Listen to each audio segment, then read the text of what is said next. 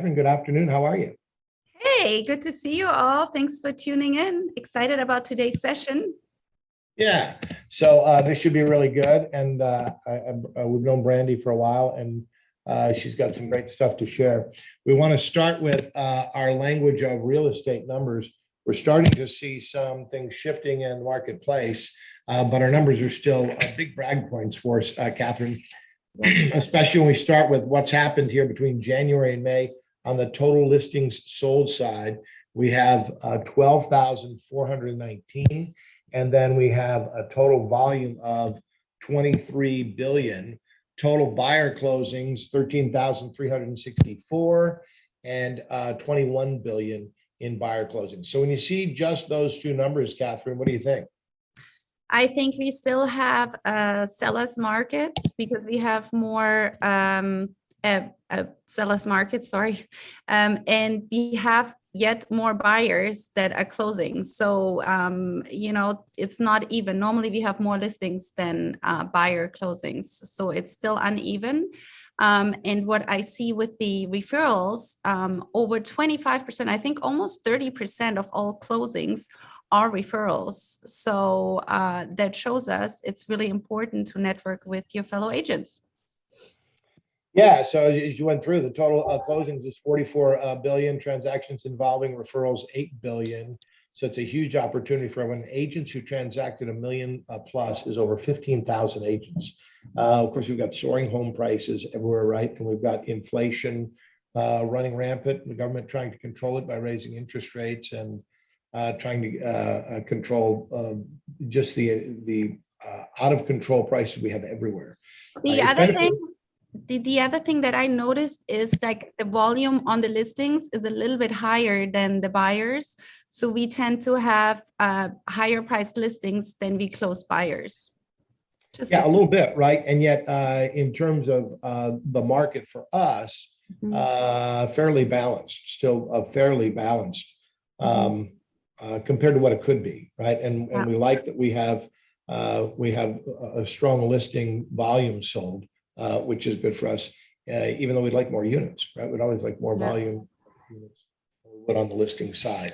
So, all right. Tell us what you're seeing in your side of the market, Kathrin, right now. What are you seeing on the luxury side? So absolutely.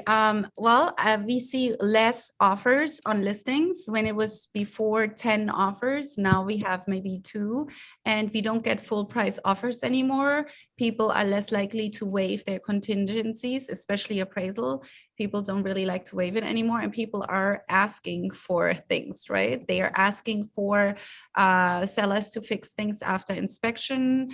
And on the other hand, the sellers, they still think they can get an arm and a leg for their property, and they're very unhappy about requests, about price reductions. And it's just a market where everybody has to realize we are not in March anymore and things are changing. So we really have to talk some sense into our sellers upfront in the consultation and explaining them that the market is shifting and that buyers, yes, they can make requests now at this stage of the market. Yeah, so can you tell us a little bit more about what that conversation sounds like, Kathrin, right now? Okay, so when I take a listing, I explain to sellers, well, I ask them, do you know what a shifting market is? And most of them, they don't know.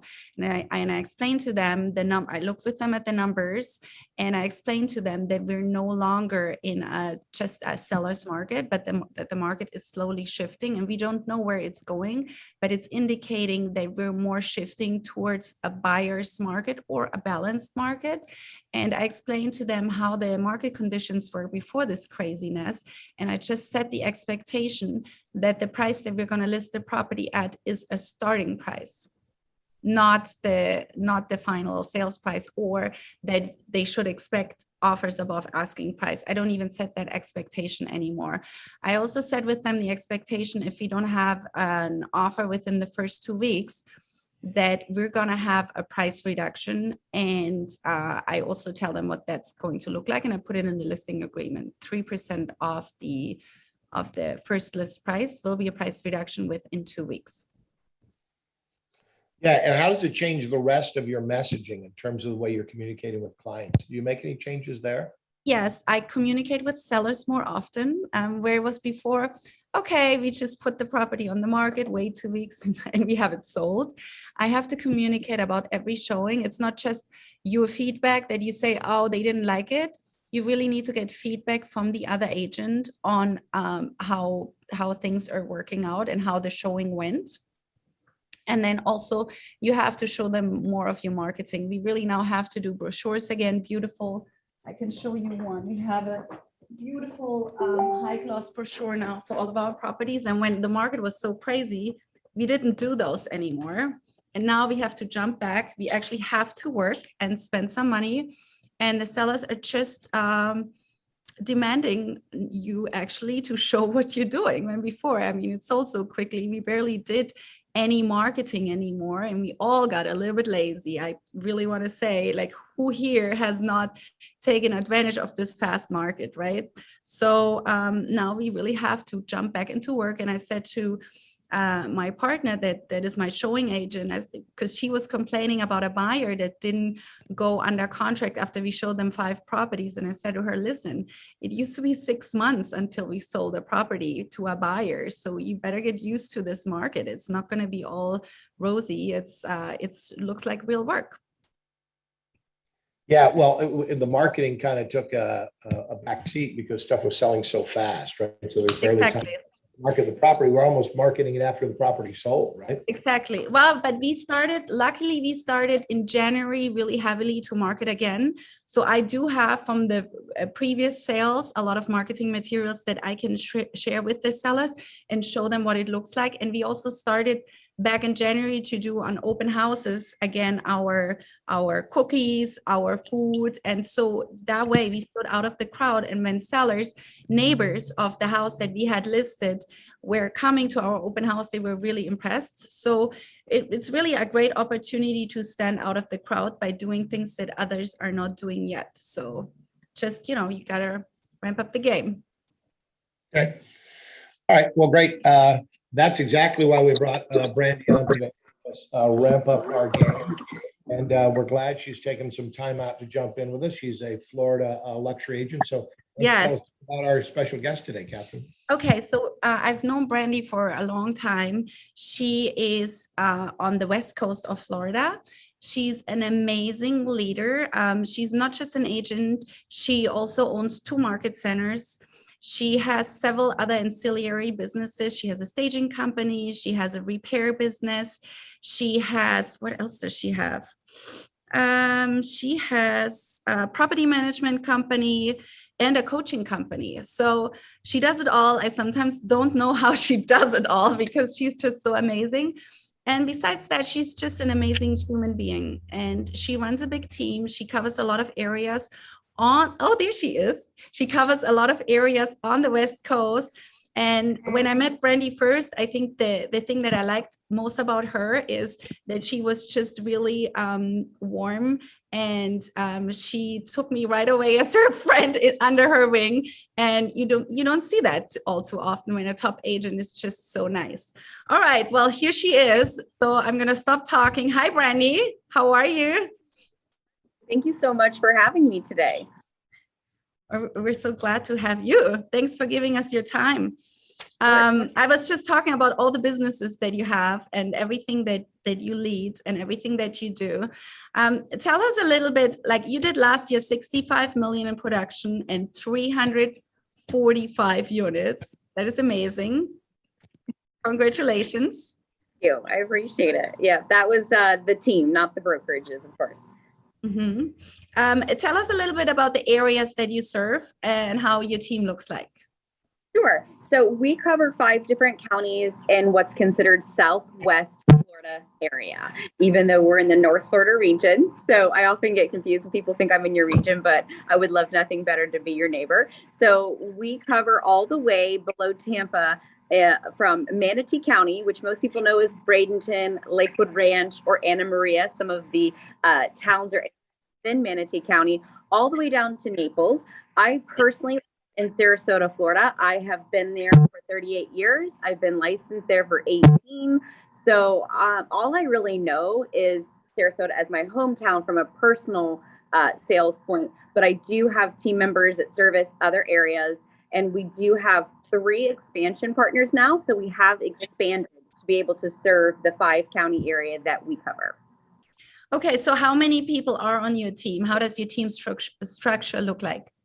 Sure, absolutely. So the main thing is we have a transaction coordinator and an inside sales agent, and then we have a person that oversees those 2 operations partners, and her name is Lorena.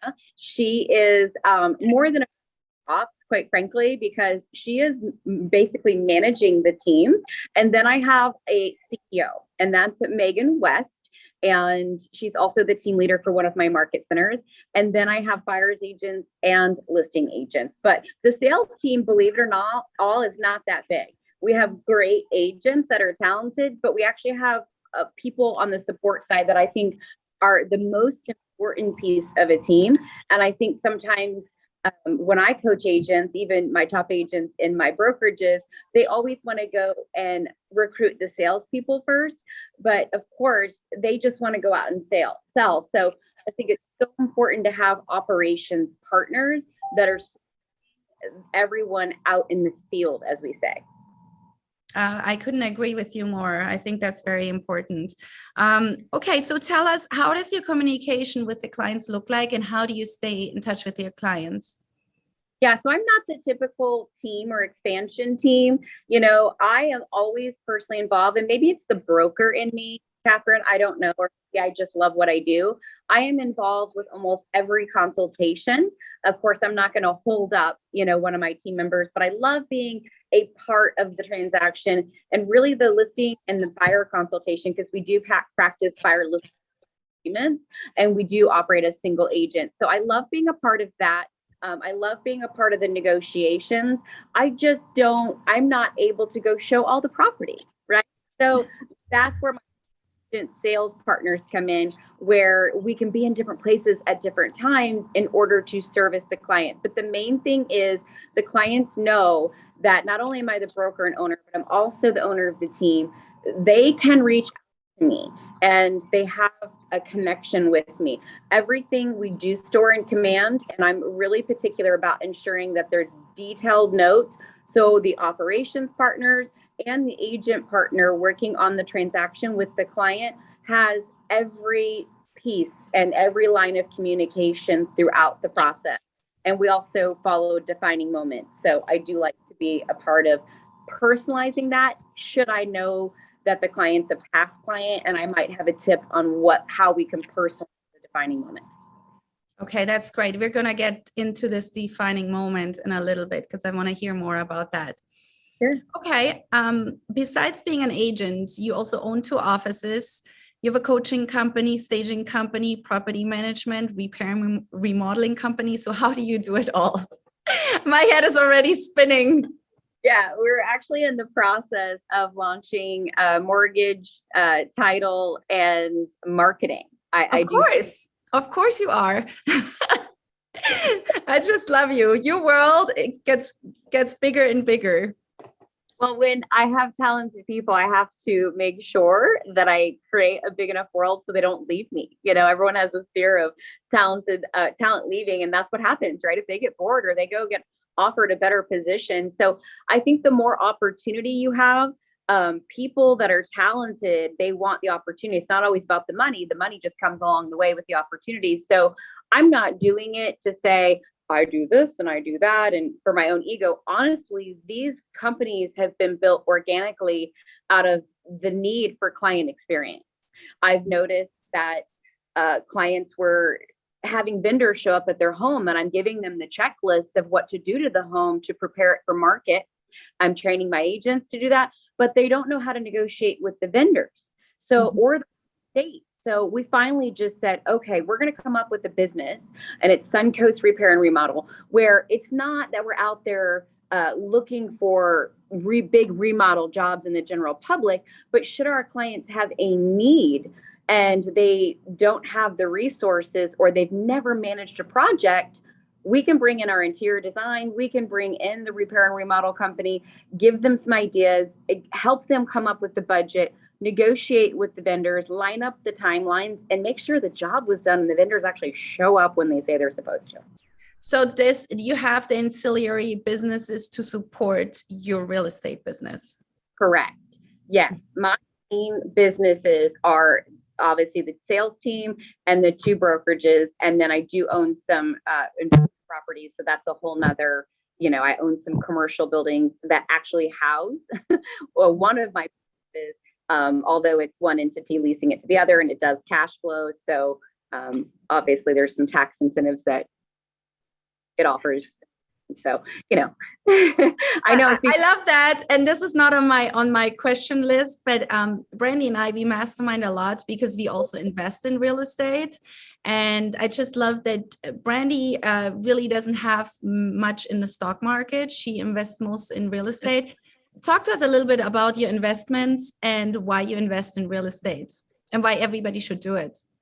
Yeah. So I've never lost money in real estate. And I think the reason why I gravitate towards real estate is obviously it's what I do for a living. And I just started to feel, and this is just my opinion, that it's an integrity thing. If I'm giving my clients a high level advice on how to invest in a cash flowing property or how to invest in real estate, even for a long-term hold, unless I'm personally doing it myself.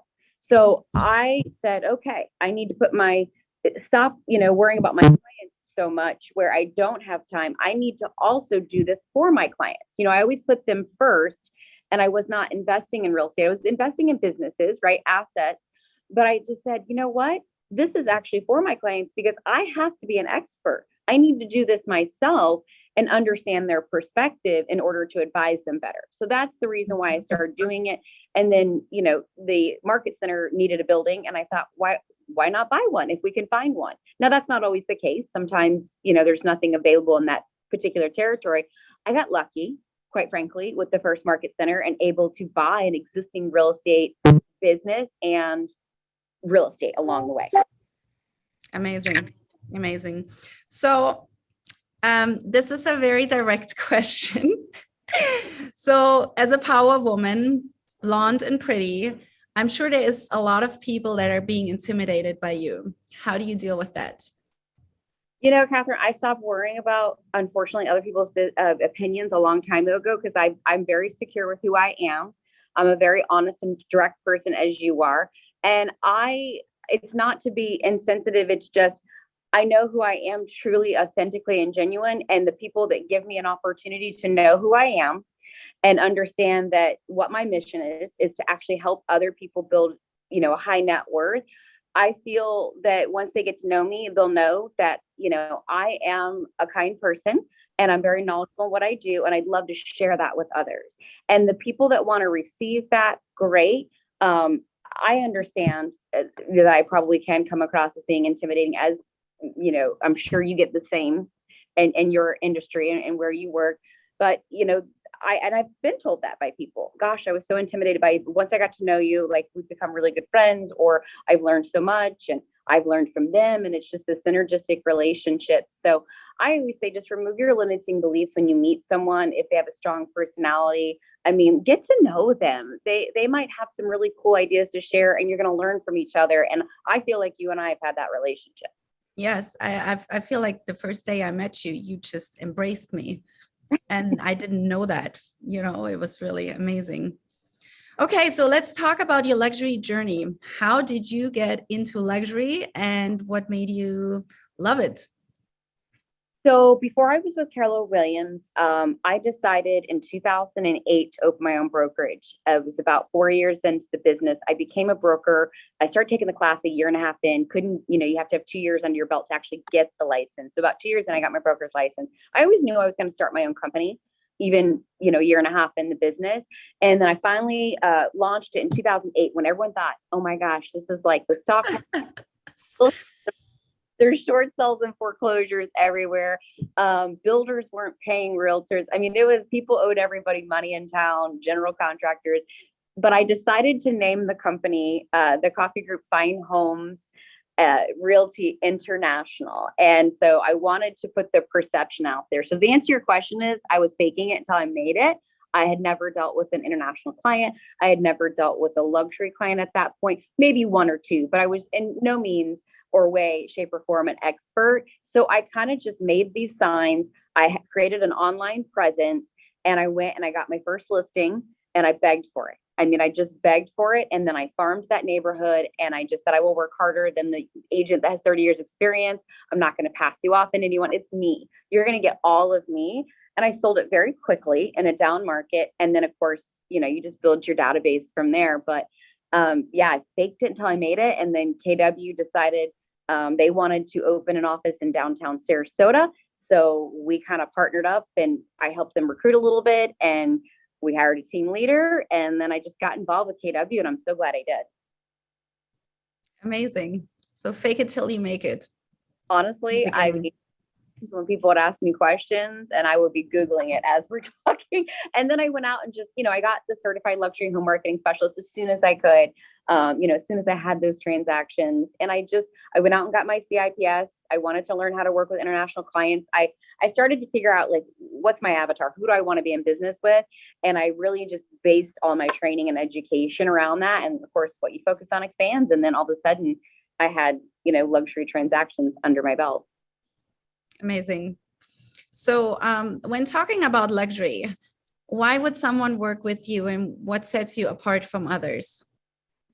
Definitely a great question. And I think this is the best question. You have to differentiate yourself. So for me, I will tailor the experience around their needs. I do a tiered, commission structure. Don't want to get into that, specifics of that for obvious reasons, but there's always something I can tailor to their needs. So the most important thing, whether it's the buyer or seller, is a very extensive consultation. And it can be 1, 2, or 3 times that we meet, but it is not just buying and selling and very transactional. It's the experience. I always tell my agents service is the bare minimum, but from staging their property, interior design, I have an interior design company, or I will consult with them. Should you sell this right now? Or should you lease it out?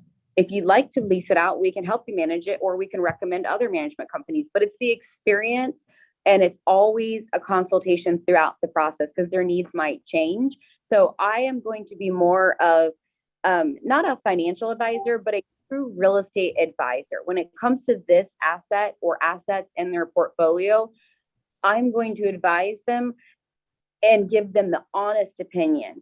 And some people won't do that, right? Maybe they don't have a partnership with a management company, or maybe they'll say, oh, you don't need to do anything to your property to get it ready for the market because the market's moving so quickly. I'm going to give them that honest opinion and give them as many options as possible for that tailored service. Okay, so you go the extra mile, basically, and you give them a tailored service that I read your bio, that is also has the RitzCarlton approach, right? Yes, I have gone through the RitzCarlton leadership training, John Maxwell leadership training. For me, I want to lead them through the process and also be a partner along the way based on their needs. So for me, I guess if I'm speaking to a client, what really does differentiate me, it's whatever they want. The answer is yes. So if they don't have the money out of pocket to paint their house or do the landscaping, we're going to do it. And we're going to structure an agreement to where either it's going to come out of the commission or it's going to be a higher commission. Again, that tiered commission based on maybe they're not here to do it. Maybe they can't afford to do it. But either way, they're going to have a RitzCarlton experience. There's a budget for it, and there is an answer. And it's always yes.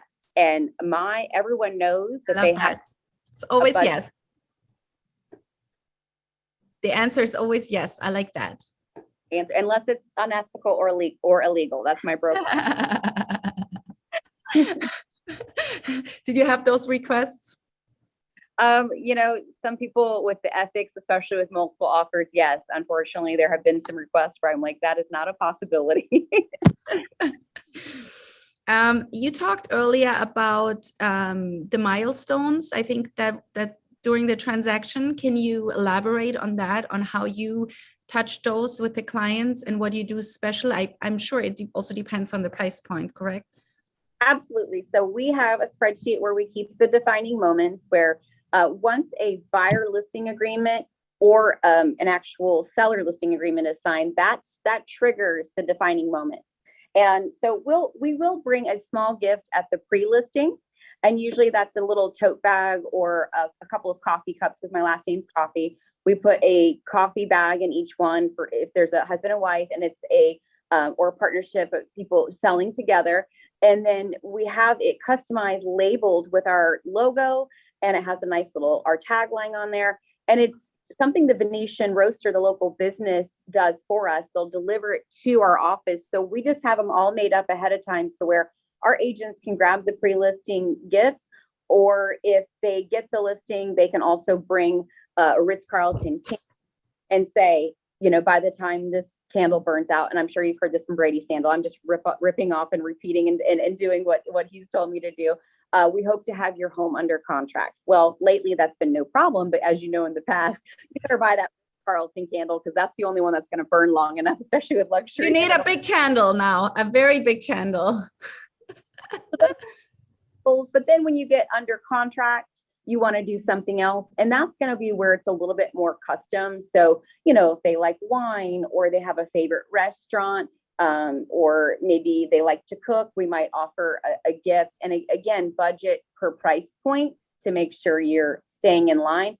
But we don't always have people at the closing table. This could be their third or fourth or ninth home. So, you know, they're buying it from afar. Sometimes they don't ever see the property that they're buying, as you know, in Florida.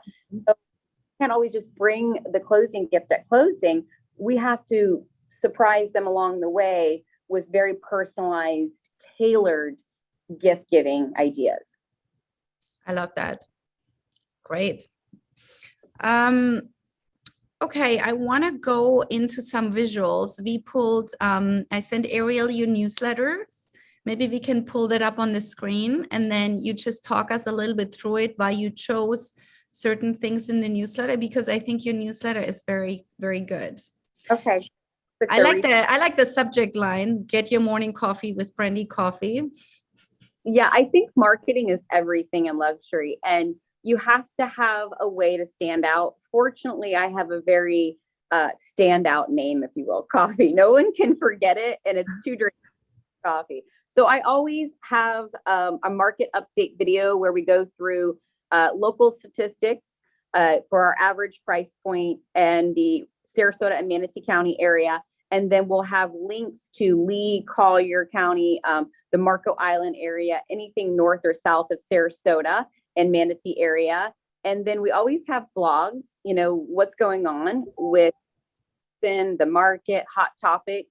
And then I'm heavily involved with many foundations. I'm the chair for the Raise and Realtor Charitable Foundation. So we raise funds for 3 buckets at the Board of Realtors, which has 8,500 members. The first one's scholarships for young adults. I come from a line of teachers in my family, so I love teaching wealth building, and I love when people are invested in their future and education. So there's a scholarship bucket. And then some of these small companies or other companies do not have KW Cares. So in case something happens to a realtor, maybe that belongs to a small independent firm, we do have a fund, another bucket, if you will, for them. Or again, a natural disaster. Should something happen, like a hurricane comes through and they don't have KW Cares like we do, this is raising money. So we just did a golf tournament called Realtor Day. We had pickleball, tennis, and our first annual one, we netted $62,218.08. So we were very happy. So we wanted to share anything we do in the community. That was one thing. And then we are involved with a veteran foundation and we raised $65,000 for that actual charitable foundation. And then this is us volunteering for Red Day at the Humane Society. So I think you need to show you're a real person in your newsletter and not just say I sold this or I listed this. Yeah, I agree. And then if we go down, like, how does your property marketing look like? So everything's branded. You'll see that the font is the same. Okay. So we know the exact colors that need to be used from our newsletter It's the same on our just listed, just sold postcards, our brochures, our website. Everything is the same. Even in my office, our wall is painted that color with our logo in the same font. So consistency is everything, right? With your branding for recognition. And so you have this blue, you have this darker blue. When I met you, it was the teal. You had like a teal color, which is like my color, right? I did. And then you switched. Why did you switch? Honestly, because I wanted, you got to change with the time, and I wanted to be different.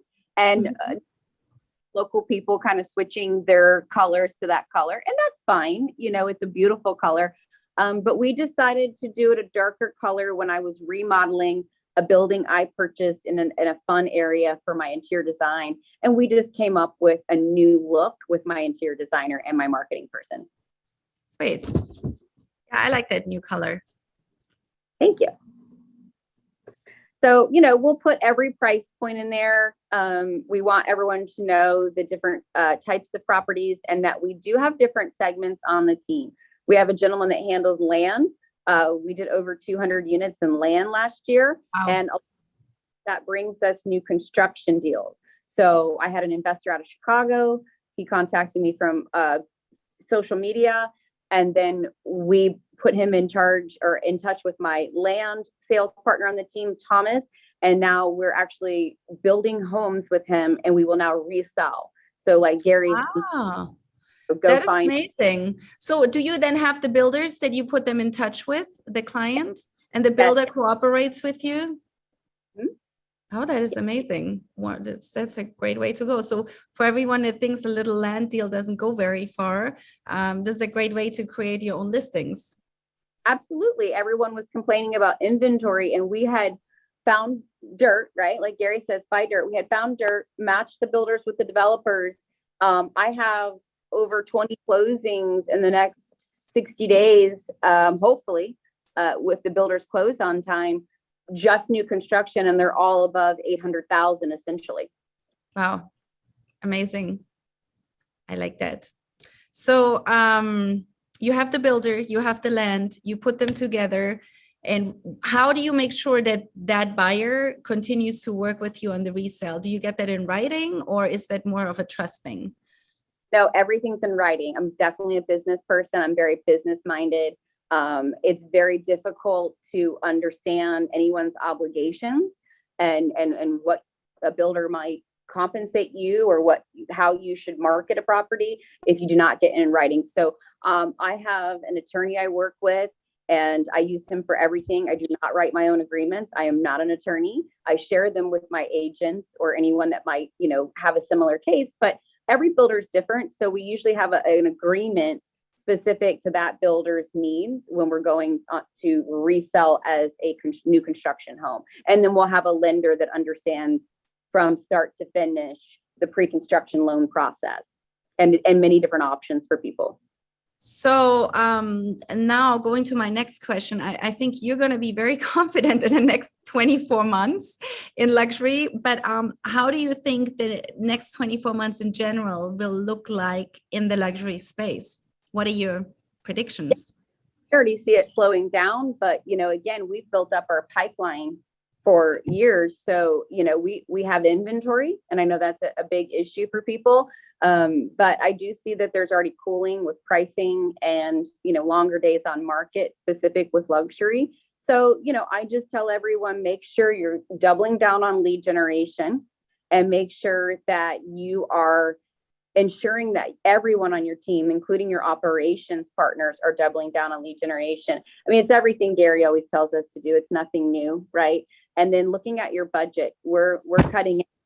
You do not see an immediate return on. There's no time to wait for that return, quite frankly, especially with everything that's going on with the economy.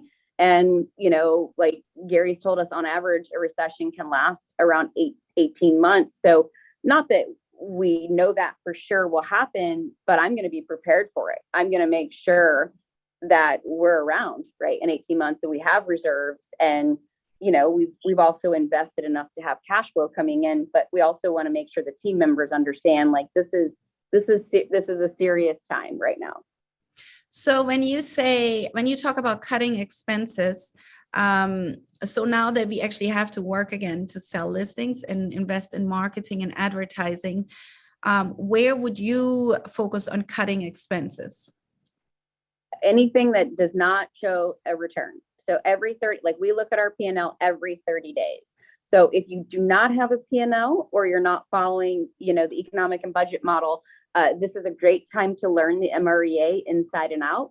And I don't have a choice because I'm an OP and I, of course, need to, I look a little silly when a top agent comes to me looking to form a team. So it's really helped me learn it better being because I'm forced to. But it's a great time to revisit that. And it's more important than ever to know, it's not about your GCI. I mean, that all looks good on paper to say I've grossed XYZ or I've sold such and such. I don't really, even when you asked me my sales volume today, quite honestly, I was like, I know my net. I had to go look up my sales volume because I don't care. I love that. I know that we're netting 46% for the team. That's the number I know. Pretty amazing. That is a very high number for a team. Yeah. So I have one last question for you. Talk to us about referrals. I mean, you and I, we are in a lot of referral networks together. And I know that probably most of your business comes from referrals. Why should I speak for you? Talk to us about referrals, and is that in your top pillars for your business? Yes. Well, number one, obviously, is database. Now, database can mean many different things, right? It's all categorized different ways. So, of course, the past clients are the main, majority of our, they send us people, but referrals from other Keller Williams agents, and I would say specifically KW luxury agents, have been very powerful over the last, I think I've been with KW about 10 years now. Connecting with them at different conferences. I mean, I think we met at Mega Camp or a luxury, or how we met. I can't remember. I don't remember. I feel we should remember. I know. I just remember like, come here, let's talk investing. You were there and the blonde girl, and I was instantly drawn to you. Yeah. I just saw your smile and I'm like, she looks friendly. I'm going to go talk to her. And we just connected. And now look, years later, we're in several of the same masterminds, but there are different people. And it's, find your feeder markets. I'm a big statistics nerd. I'm doing a call with Ruben tomorrow, our chief economist, and I can't wait because I love all the research that we have access to within Keller Williams. I feel like we get it so much faster. And I know NAR's doing a really good job about getting this information out, but the migration patterns are so interesting and they've changed so much through COVID, after COVID. And so I look at pre-COVID, during COVID, after COVID, where people are coming from. And, if I don't have a relationship in that area, it's my obligation to go and build a relationship so I can service that seller. That's my job. And when I've told the seller on a listing consultation that I have an idea of where their buyer might come from and I'm going to market to them, I have that obligation to ensure that's done. I love that. Are you going to the luxury symposium? Yes, I am. Okay. So hopefully we'll see all of you. They only have like 700 or 800 seats. It's very limited. It's beginning of October in Boston. And you will see both of us there. It's going to be a great opportunity also to build your referral network. It will be great. There's only so much capacity, right? Room. We have a lot. I think there's over 10,000 of us in the luxury segment that sell, in the luxury price points, again, pulling all the research.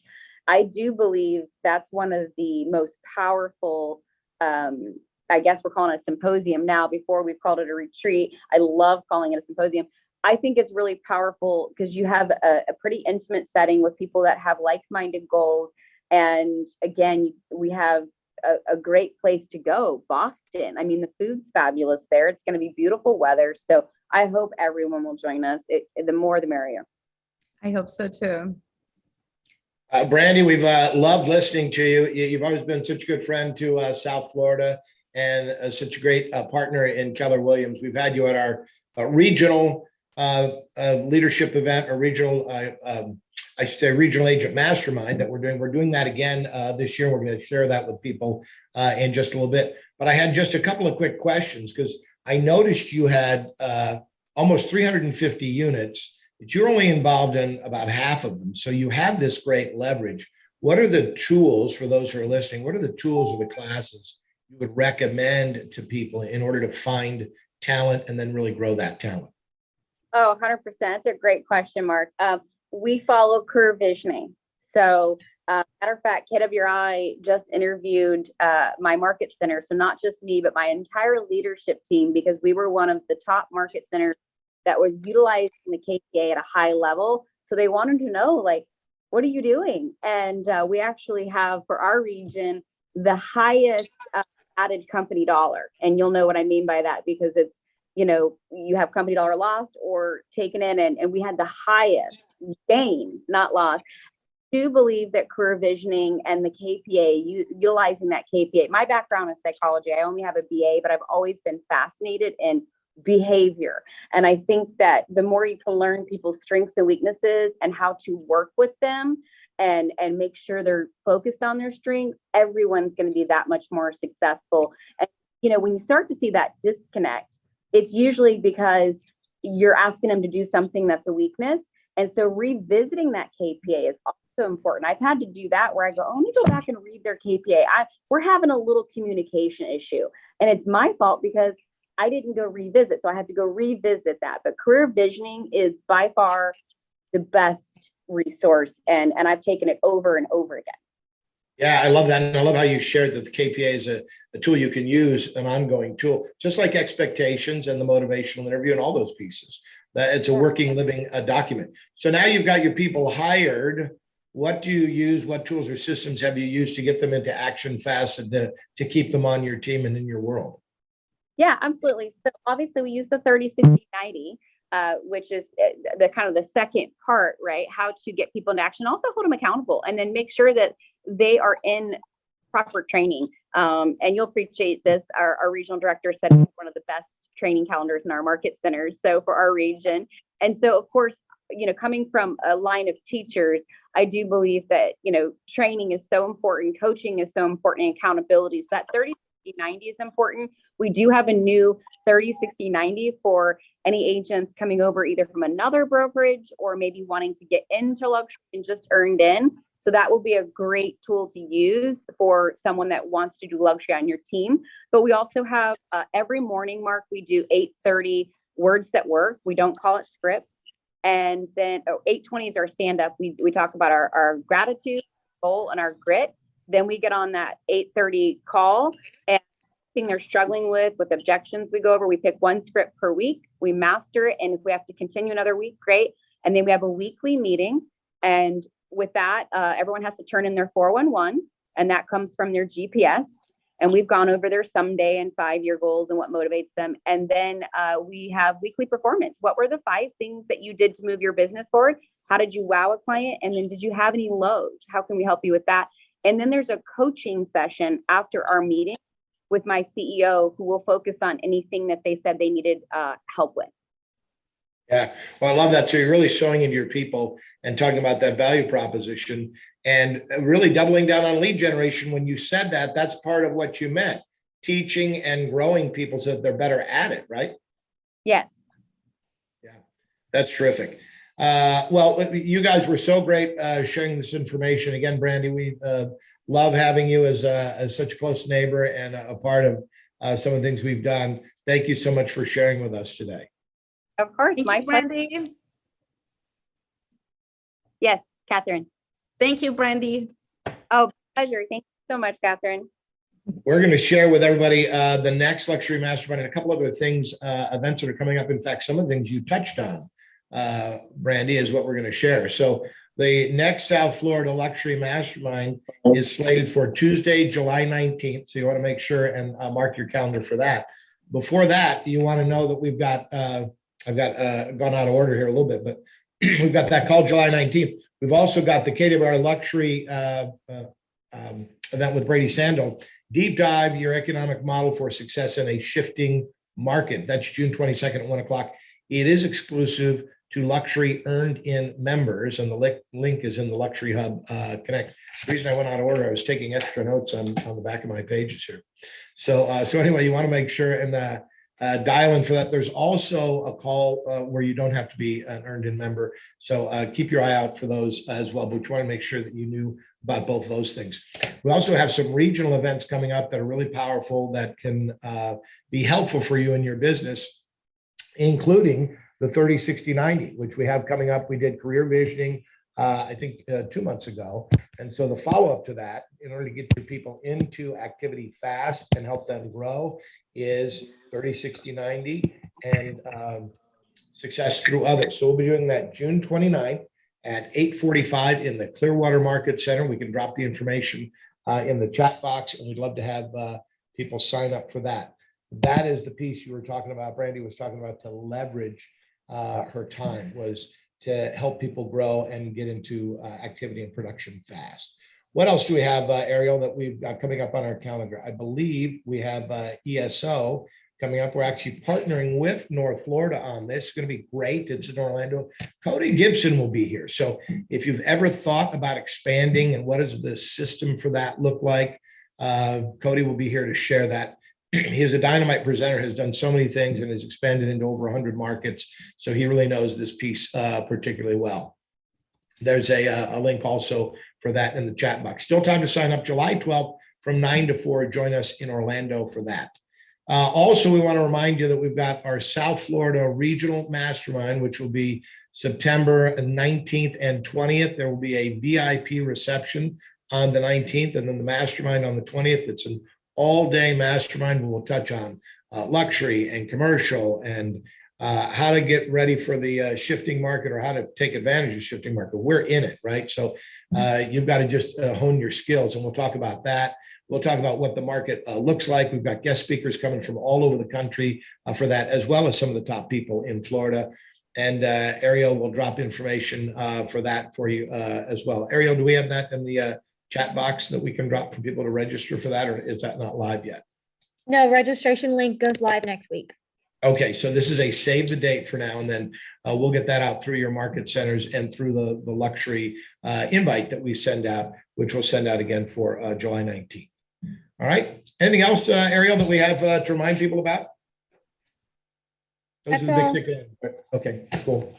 Kathrin, great guest. Brandy is also always so terrific and has had such great success, not only with her business, but also becoming an operating partner in Keller Williams and taking advantage of that opportunity. Yeah. So terrific job sharing with her. What was your biggest aha from listening to her? My biggest aha is that you don't need to run every business you own. You just need to find good people that excel, and you do it not to say you have those businesses, but to give other people an opportunity. That was an eye opener for me.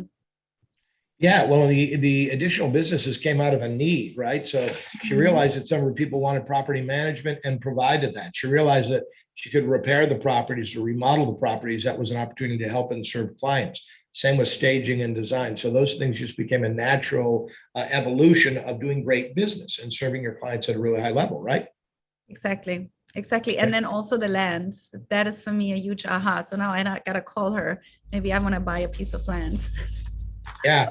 Well, we know that there is a shortage of properties, right? So there's still not enough building being done. And that's why Dave Ramsey said just yesterday, he still foresees price increases of 5% in the next year, because there's still going to be not enough properties for all the buyers. Now, locally, that can mean different things in different places, but we have buyers from so many different parts of the country, especially here in Florida, that some of that may be neutralized. And of course, we have a lot of economic dynamics going on as well, don't we? True. Yep. And I want to remind all of you that if you have any questions about luxury, you can always email me. I have an email address. It's luxury ambassador SFL for South Florida @gmail.com, because I have a lot of people that are texting and calling me. So I want to make sure we have a place where you can find me, and then I'll answer you. I'm putting together the dates of, because there is a lot of calls that Keller Williams offers, and I know it's confusing because there's a lot, and we want to make sure you all take advantage of what is being offered. We have calls for people that are not yet an earned in luxury member, and you can all join them and share them with anyone that might be interested. We do have calls for earned in members. I also want to start adding some regional calls. So we have a lot of things to offer. I already did a slideshow with all the dates, and I sent it to Brady to make sure I have the correct dates before I send it out to everyone. But please be in touch, ask questions, because we can only help each other. Share your listings. We can only help each other if we collaborate as a team. Yeah, and the more market share we get, the better it is for everybody. Exactly. So that's terrific. Kathrin, thanks for all you do. Thanks to everybody who Mark. joined us today. We'll keep you posted via email and other venues to get you all the latest information. Ariel, thanks for getting us connected on the digital event, and we will see you all next time on July 19th, if not sooner. Thanks. Have a great See you soon. afternoon. Bye.